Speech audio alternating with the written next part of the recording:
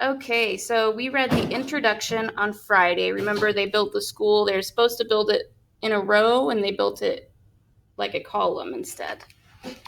Um, and this one is called Miss Gorf.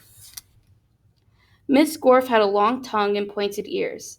She was the meanest teacher in Wayside School. She taught the class on the 30th story. If you children are bad, she warned, or if you answer a problem wrong, I'll wiggle my ears, stick out my tongue, and turn you into apples. Mrs. Gorf didn't like children, but she loved apples. Joe couldn't add. He couldn't even count. But he knew that if he answered a problem wrong, he would be turned into an apple. So he copied from John. He didn't like to cheat, but Miss Gorf had never taught him how to add. One day, Miss Gorf caught Joe copying John's paper. She wiggled her ears, first her right one, then her left, stuck out her tongue, and turned Joe into an apple. Then she turned John into an apple for letting Joe cheat. Hey, that isn't fair, said Todd. John was only trying to help a friend. Miss Gorf wiggled her ears, first her right one, then her left, stuck out her tongue, and turned Todd into an apple. Does anybody else have an opinion? She asked. Nobody said a word. Miss Gorf laughed and placed the 3 apples on her desk. Stephen started to cry. He couldn't help it. He was scared. I do not allow crying in the classroom, said Miss Gorf. She wiggled her ears, first her right one, then her left, stuck out her tongue, and turned Stephen into an apple. For the rest of the day, the children were absolutely quiet, and when they went home, they were too scared to even talk to their parents. But Joe, John, Todd, and Stephen couldn't go home. Miss Gorf just left them on her desk. They were able to talk to each other, but they didn't have much to say. Their parents were very worried. They didn't know where their children were. Nobody seemed to know.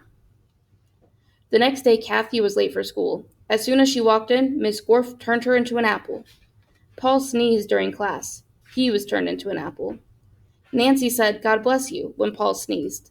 Miss Gorf wiggled her ears, first her right one, then her left, stuck out her tongue, and turned Nancy into an apple. Terence fell out of his chair. He was turned into an apple. Maurice tried to run away. She was halfway to the door as Miss Gorf's right ear began to wiggle. When she reached the door, Miss Gorf's left ear wiggled. Maurice opened the door and had one foot outside when Miss Gorf stuck out her tongue. Maurice became an apple. Miss Gorf picked up the apple from the floor and put it on her desk with the others. Then a funny thing happened. Miss Gorf turned around and fell over a piece of chalk. The 3 Erics laughed. They were turned into apples. Mrs. Gorf had a dozen apples on her desk.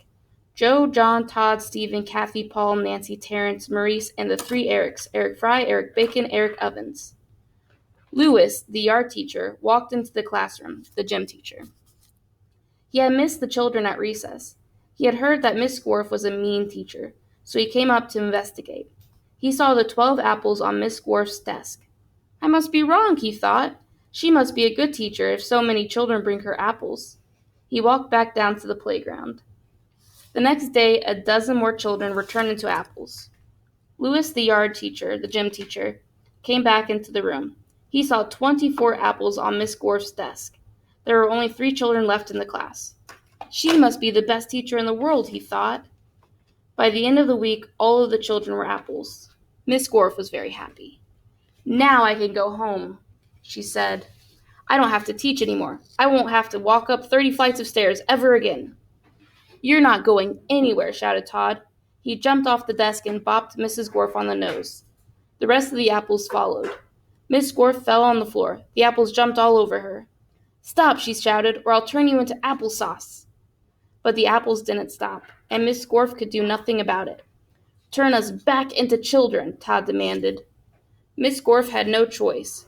She stuck out her tongue, wiggled her ears, this time her left one first, then her right, and turned the apples back into children. All right, said Maurice. Let's go get Lewis. He'll know what to do. No, screamed Miss Gorf. I'll turn you back into apples. She wiggled her ears, first her right one, then her left, and stuck out her tongue. But Ginny held up a mirror, and Miss Gorf turned herself into an apple. The children didn't know what to do. They didn't have a teacher. Even though Miss Gorf was mean, they didn't think it was right to leave her as an apple. But none of them knew how to wiggle their ears. Lewis, the gym teacher, walked in. Where's Mrs. Gorf? He asked. Nobody said a word. Boy, am I hungry, said Louis. I don't think Miss Gorf would mind if I ate this apple. After all, she always has so many. He picked up the apple, which was really Miss Gorf, shined it on his shirt, and ate it. In the end of that story.